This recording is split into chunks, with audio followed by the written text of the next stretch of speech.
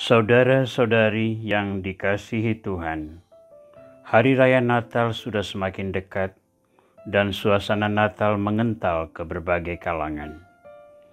Walaupun dibatasi oleh berbagai peraturan karena pandemi corona, pusat-pusat perbelanjaan tetap berdandan untuk menyambut hari khusus ini.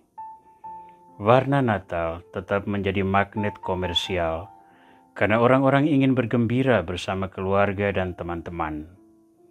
Perlu makanan yang sedikit lebih istimewa, hadiah, hiasan rumah, baju baru, dan sebagainya. Parsel-parsel Natal mulai dikirim.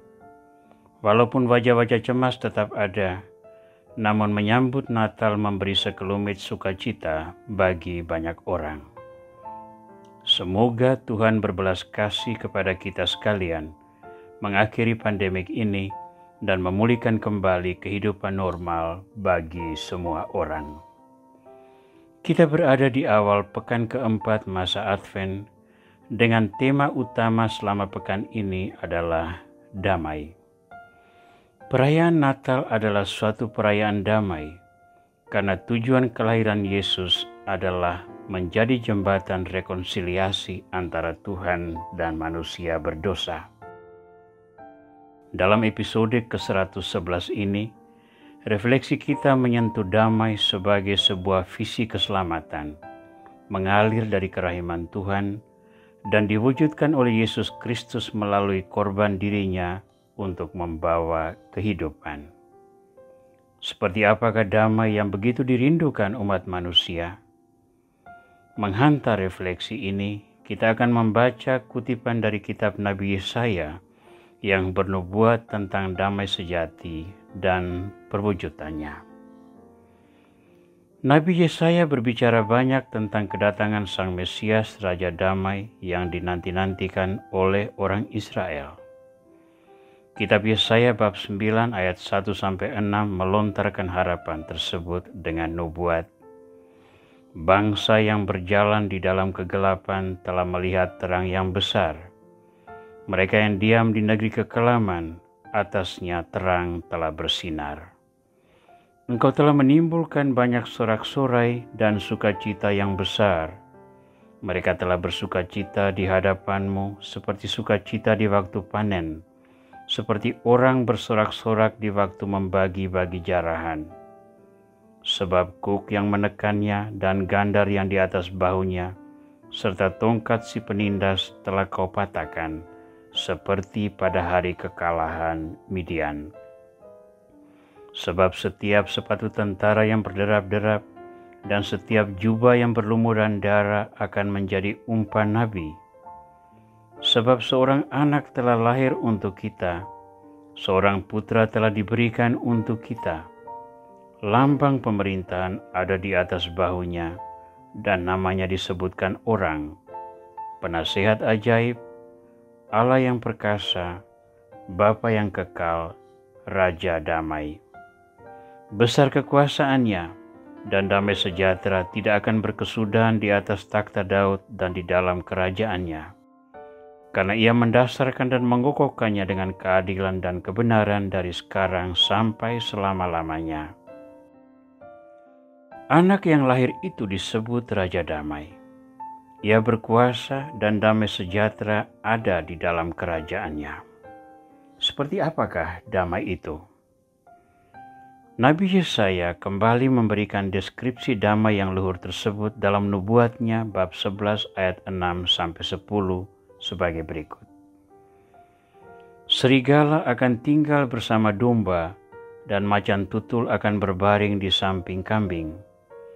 Anak lembu dan anak singa akan makan rumput bersama-sama, dan seorang anak kecil akan mengiringnya.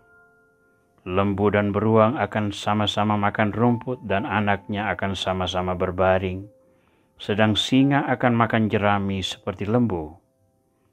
Anak yang menyusu akan bermain-main dekat liang ular tedung, dan anak yang cerai susu akan mengulurkan tangannya ke sarang ular beludak.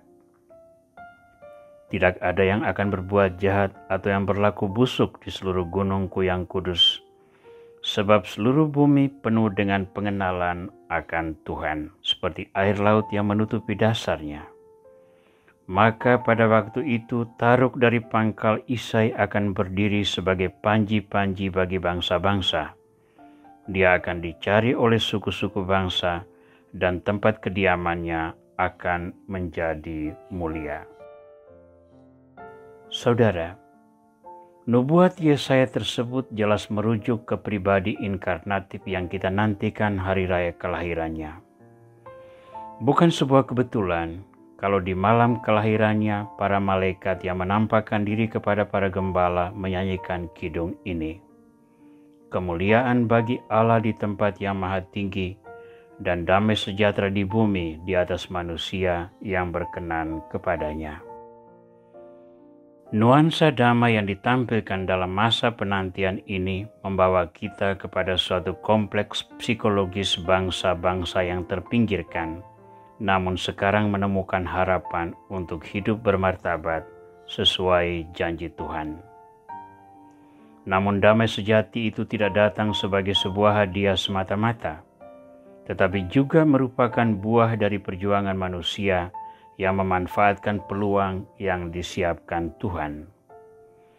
Tuhan mengundang semua orang dan dengan tangan terbuka menerima semua pendosa. Namun kalau orang-orang menolak undangan Tuhan dan memilih berada di luar lingkaran damai ilahi yang ditawarkan, Tuhan tetap menghargai kebebasan tersebut.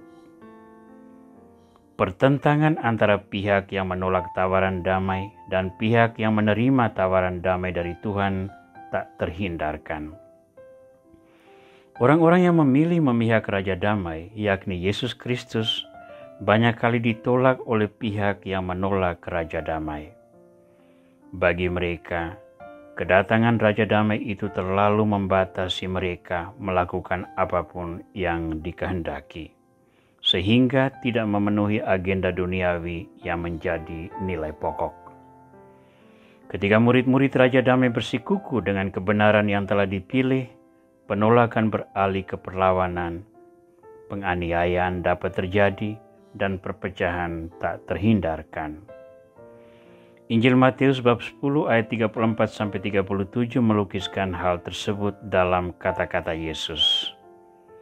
Jangan kamu menyangka bahwa aku datang untuk membawa damai atas bumi. Aku datang bukan untuk membawa damai, melainkan pedang. Sebab aku datang untuk memisahkan orang dari ayahnya, anak perempuan dari ibunya, menantu perempuan dari ibu mertuanya, dan musuh orang ialah orang-orang seisi rumahnya. Barang siapa mengasihi bapa atau ibunya lebih daripadaku, ia tidak layak bagiku. Dan barang siapa mengasihi anaknya laki-laki atau perempuan lebih daripadaku, ia tidak layak bagiku. Pertentangan di sini adalah proses seleksi iman yang melahirkan pemurnian. Ketika orang bisa memilah-milah nilai mana yang benar dan yang salah di dalam fase penggodokan itu, ia dapat memilih dengan tepat mana yang diikuti karena kebenaran pada Kristus nyata di depan semua orang.